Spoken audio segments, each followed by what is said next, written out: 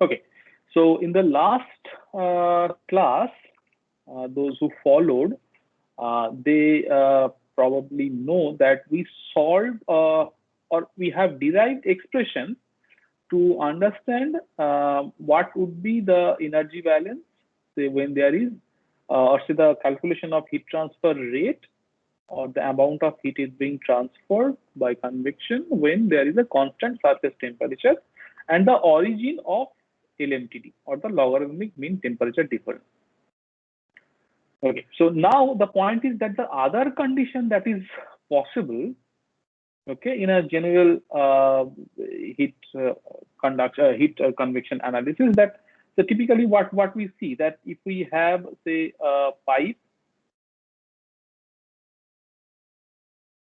and then the heat transfer is Q dot,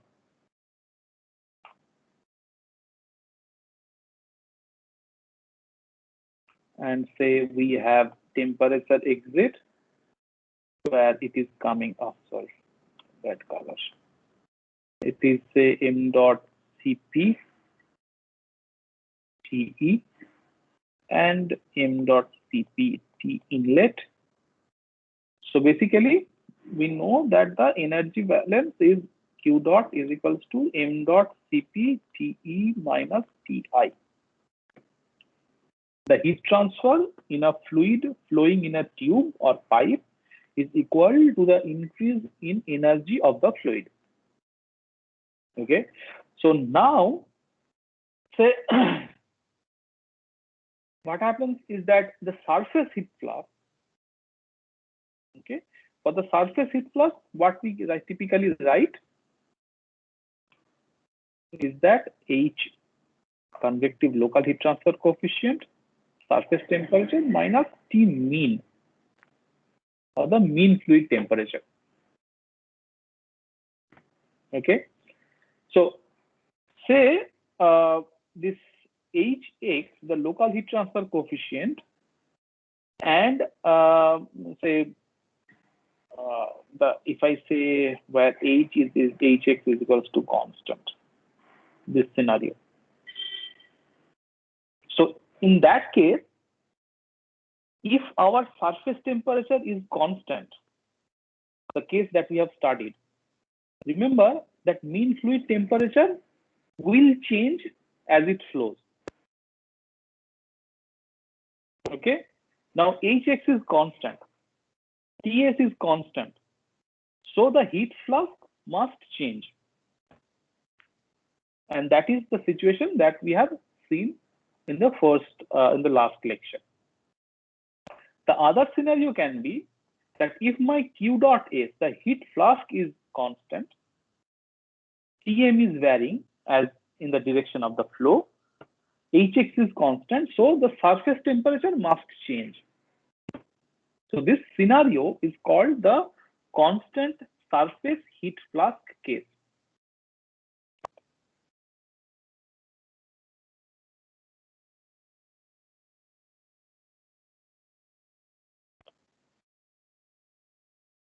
So in this scenario, what would be our say dt by dx?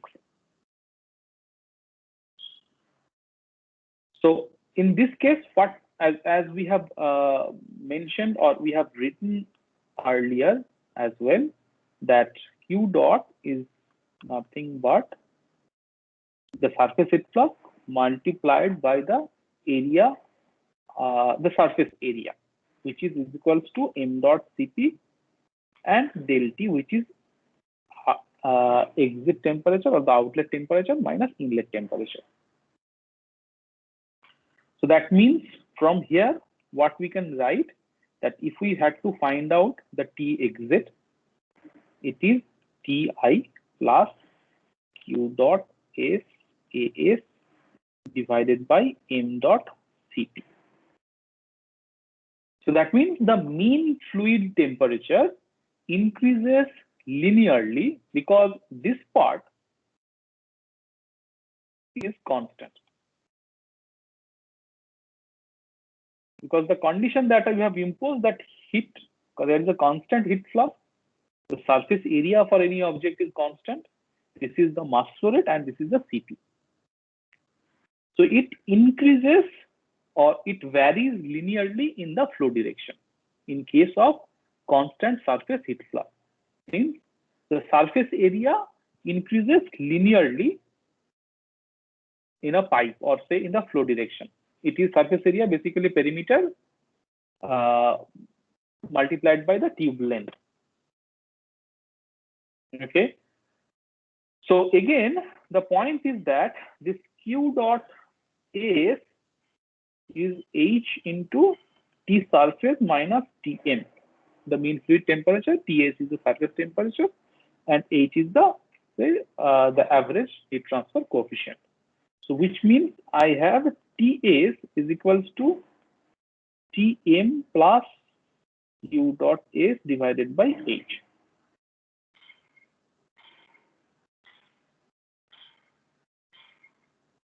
Okay. So now that means in a fully developed region, the condition we have is that Q dot S is constant for this whole the derivations that we are doing. Okay. H is constant. Mean fluid temperature is changing along the direction. So that means our surface temperature will change. The surface temperature will not be constant anymore. Okay. But the point here, the inherent assumption is that the fluid properties are also not changing throughout the flow. Fine. So schematically, if I try to draw the Tx diagram, say here it is, in this case, it is equals to constant. And this is the direction X. And this is the temperature T. And say this is the outlet temperature. Somewhere it is TE and somewhere this is TI. So TI and TE, this is a linear line. The surface temperature, we have a linear variation of the surface temperature in the fully developed region. So that means if I now segregate, or if I divide, or if I say mark a line which is say the entrance region, or the region that will have the entrance effect, there we have a variation, and then there will be a surface temperature that is here, a linear variation of the surface temperature in the. So this is the part we are saying this is the fully developed region, and this is the part, this is the entrance region.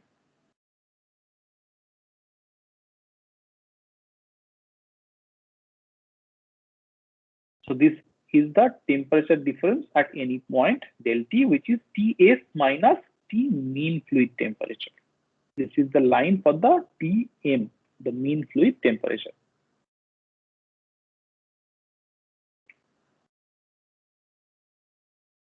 Okay, now to understand the slope of these curves or these lines, okay, and if we look at this relation, that is MCP dTm of an elemental analysis, the element analysis would be of the previous thing that we have shown you earlier, but still let me draw that once again, that we have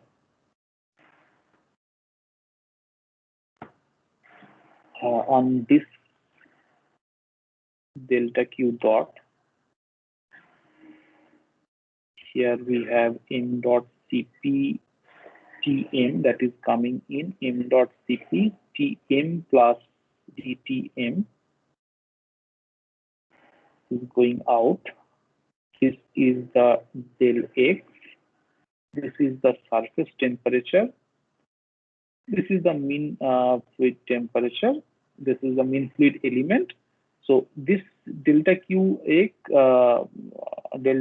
dot would be Ts minus Tm over the area del dA.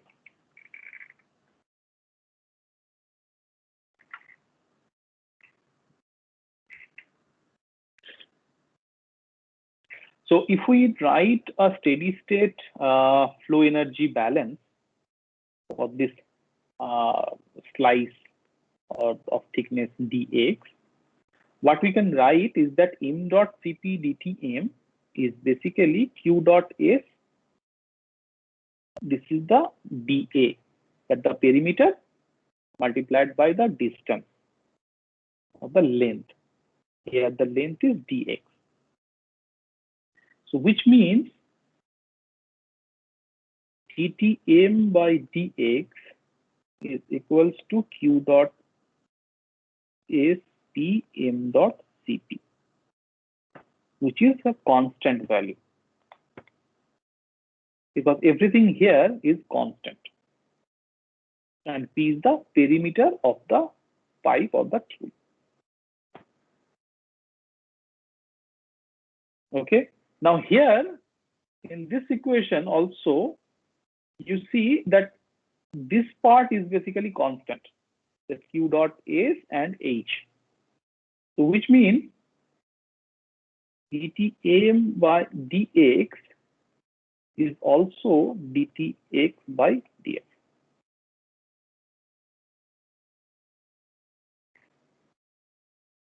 So the slope in that region, in the fully developed region, would be same. Now, the other requirement of the fully developed region, okay, is that we have the normalized, or say the non-dimensional temperature, which is defined as, say, Ts minus T divided by Ts minus Tm is equals to 0 in the fully developed region. Now Ts minus Tm, okay, if you follow this thing, this expression, Ts minus Tm is constant. The annotation is coming a bit later. Yeah, now it came. Okay, so Ts minus Tm term here, it is constant because Qs is constant and the Hx, or the local convective heat transfer coefficient, is the average one and is equals to constant. That is the assumption that we are making it here. So if that is constant, then what we can write from here is basically del Tx by del x is equals to del T by del x is equals to 0, which means, so del Tx by del x is equals to del T by del x. Here we have this relation, here we have this relation. So combinedly, what we can write is of very important significance, is basically, in this case, instead of now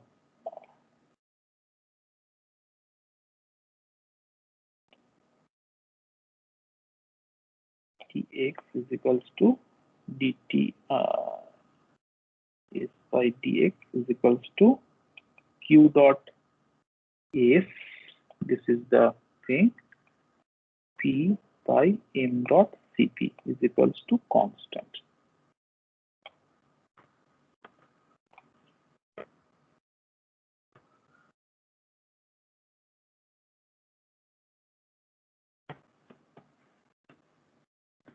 So what it tells, that in fully developed flow in a pipe subjected to constant heat flux, surface heat flux, the temperature gradient is independent of x. So which means the shape of the temperature profile along the flow direction would remain identical. So in a steady state case, the temperature profile would also remain identical in the direction of flow when Q dot S is constant and in the fully developed region. So the temperature profile will not change along the tube in case of constant surface heat flux condition.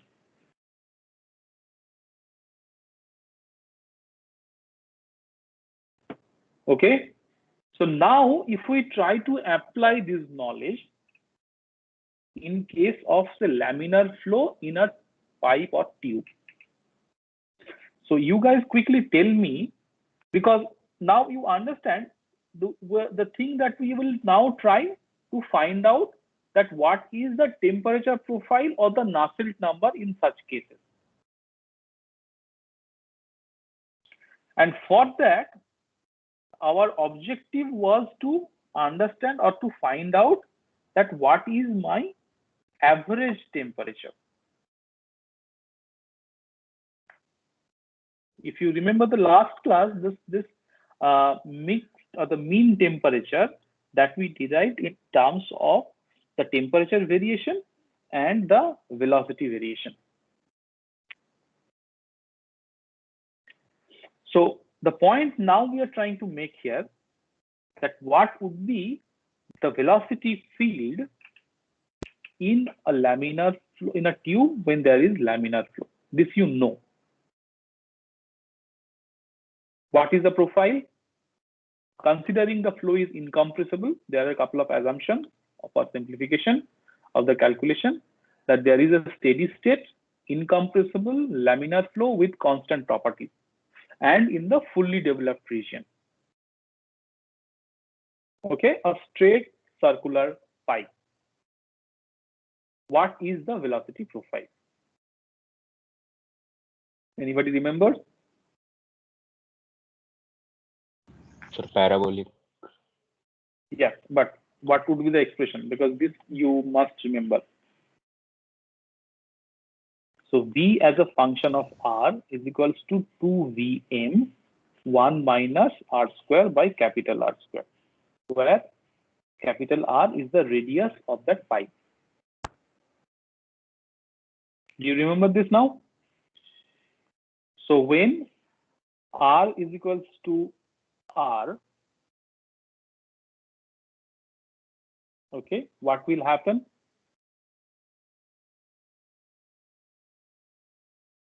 At the center line,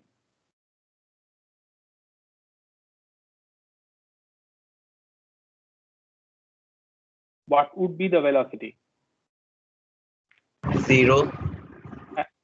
And R is equals to R is basically the surface, the wall. So at the center line, R is equals to 0. So what will happen? The V max is basically 2 times the mean velocity.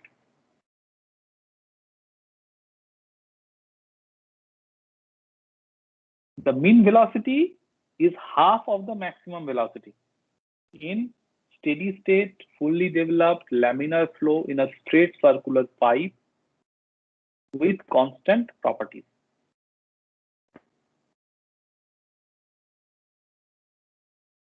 What is the pressure drop relation in such case?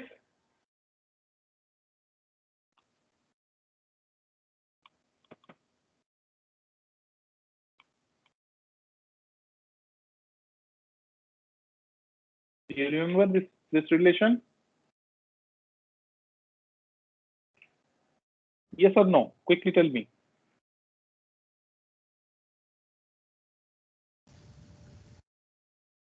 What is the friction factor? What is the name of this friction factor? This you must have done. I can't believe that you didn't come across this equation. Have you done it or no? Even if you do not remember. Darcy's friction factor. Right. Yes. Yes. But that means you have done it, right? Because your silence actually is like scaring me. you must not forget the basic fundamental fluid mechanics, because that is the prerequisite for this convection class or the heat transfer. So this S is called the Darcy friction factor, and do not confuse this with the fanning friction factor. There is a relation between the two. I want you to look at that. These are the two different friction factors. So this equation is also called the pressure drop relation for the laminar flow. So in fully developed laminar flow in a circular tube, this S is basically 64 by RE. That the friction factor is a function of Reynolds number only, okay, and is independent of roughness of the tube surface. When there is turbulence, you have the surface effect as well.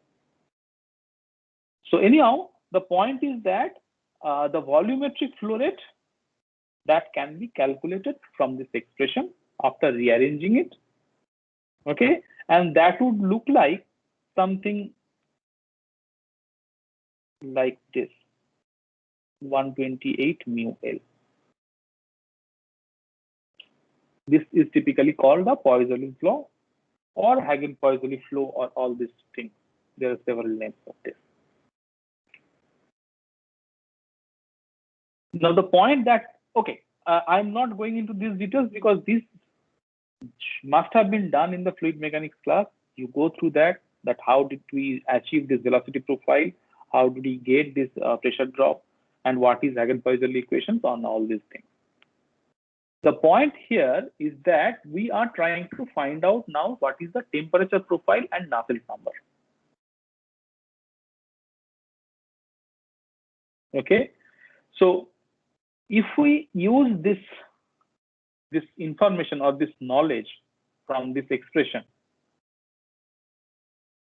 for the constant, because here always now we would be very specific about the boundary condition, whether there is constant surface heat flux or constant surface temperature. So the first case that we are dealing with the constant heat surface heat flux. Okay, so in the constant surface heat flux, now with the information of this equation and the equation of the velocity profile,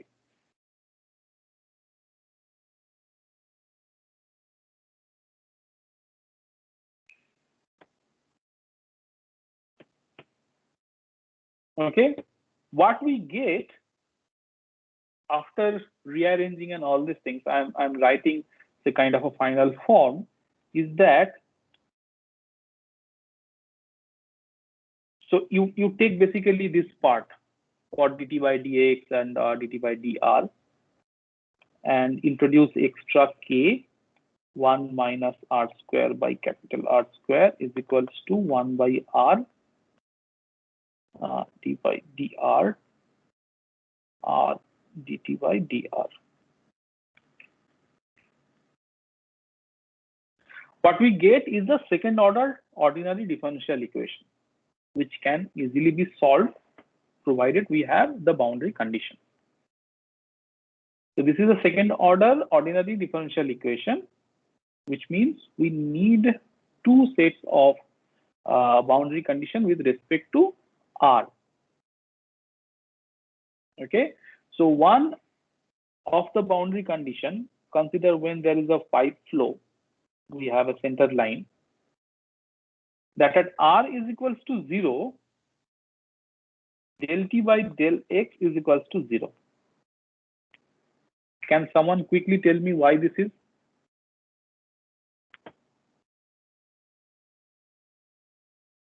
Why can I write, or why can we write such kind of expression? What is the reason? Temperature is maximum at R equals 0. And or in other words, because it is the symmetry. In conduction part, you have now seen that at the plane of symmetry, you have either the maximum or the minimum temperature, depending on the environment. So the gradient there is basically 0. And we have at R is equals to capital R, T is equals to Ts. These are the two boundary conditions. We have to solve this second order differential equation. If we solve it, what we get is this relation that is written directly here.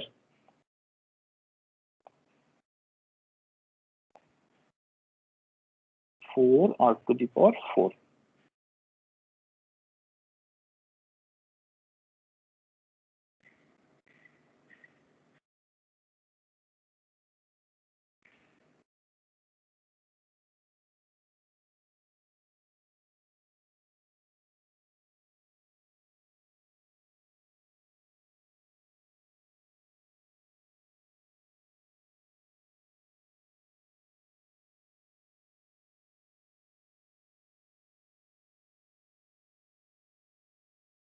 So we have a T variation. This is a function of R. We had the VR. That is a function of R. And that's the point that I showed in the last class, that eventually we are looking for this expression to find out what is the Tm, which is a function of TR and VR. If we replace it here now for any mean calculation, those two expressions, and integrate it over the radius, over the whole radius, okay, there are a couple of intermediate steps which can be done. You should do it, but eventually the result would be that Tm, after replacing there, we have Ts by K. And again, we know that Q dot S is equals to H into Ts minus Tm. We replace it here. Our objective is to find what is the H. That is why we are replacing here, so that we now calculate based on the mean temperature what is my convective heat transfer coefficient. We replace that, rearrange that, and we get an expression which is 4.36 K by D. That means the Nusselt number HD by K is equals to 4.36. This is a very important relation that you must remember. So for fully developed laminar flow in a circular pipe or tube, when there is a constant surface heat flux, the Nusselt number is constant. It is not dependent on neither Reynolds number nor the Prandtl number in internal flow. The condition is Q dot S is constant. Similar expression can be derived for Ts is equals to constant. And there we will see that Nusselt number is equals to HD by K is equals to 3.66.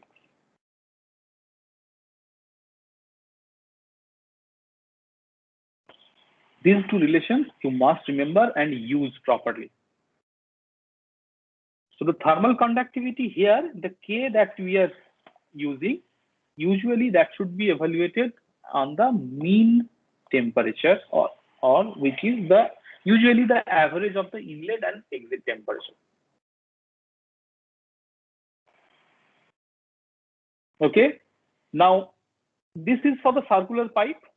When we try to apply it for non-circular geometry, what we do? Someone quickly prompt me what should be done if we try to apply this relation for the non-circular pipe or the tube. Hydraulic diameter. Hydraulic diameter, absolutely. So we calculate the hydraulic diameter, which is 4 times weighted cross section by the weighted perimeter.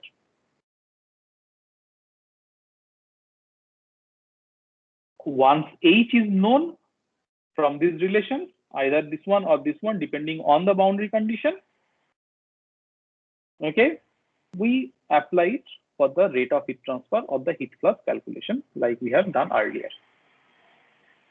There are several other correlations available that you should explore in the textbook that is given.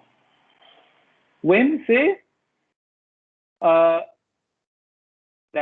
there is not sufficient length is provided for the hydrodynamic boundary layer to be developed, okay, or say in the thermal entrance region, what would be the Nusselt? Because everything here we are calculating based on the fully developed condition. Fully developed means both hydrodynamic and thermal. But in certain cases, you would see that the length that required for this fully developed flow to appear, before that, your tube geometry ends. So in those entrance region, or say particularly the thermal entrance region, there are correlations available to find out the Nusselt number. One of such correlation is that, let me write it, which we may use, is that this kind of a complex relation. You need not remember, but the point is that you should remember that such kind of correlation exists so that you can apply it whenever required. This can be consulted in that reference book. Oh, sorry.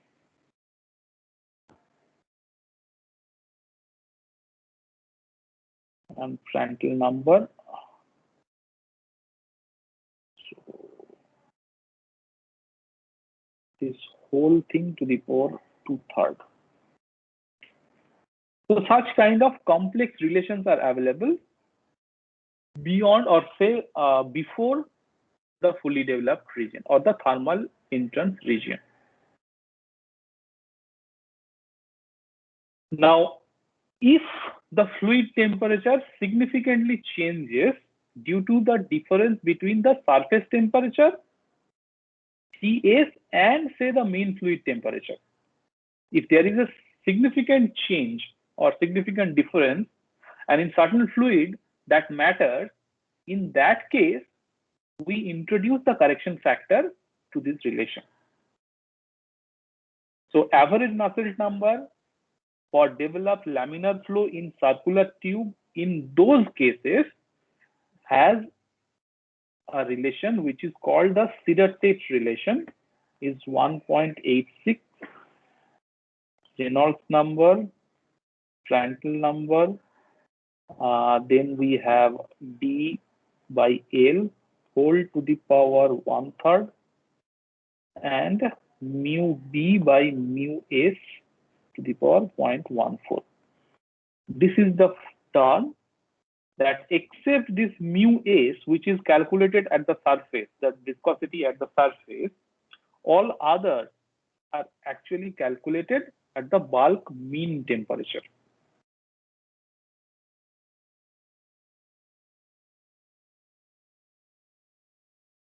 So the point is that there are several correlations available depending on different configurations. Like we have studied here, the circular tube, there can be two concentric parallel plates, or say inside two plates, the flow is happening. This is also internal flow, but not inside a circular pipe. In between, say, two isothermal plates, parallel plates of length L. In such case also, for Nusselt number in the entry region, there are correlations available.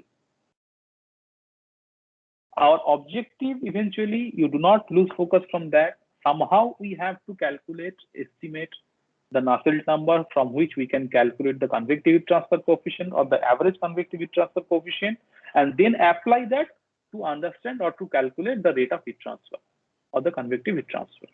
That is it. And while choosing that, different correlations, you look at the Prandtl number range, Reynolds number range wherever necessary in the external and the internal flow. You use the appropriate relation, you find out the Nusselt number, you use it for calculation of H, and from H, you find out what is the Q dot or the heat flask or heat transfer rate. That is the whole summary.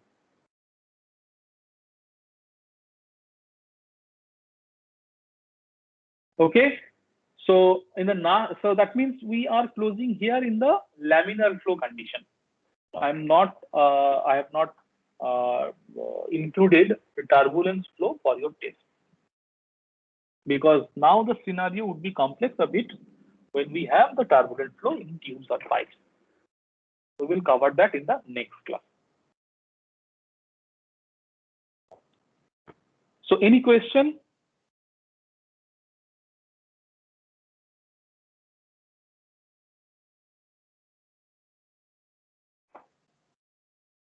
Okay, so if there is no question, then you guys attend the other class that has already started. Perfect. Yeah, sorry for the late.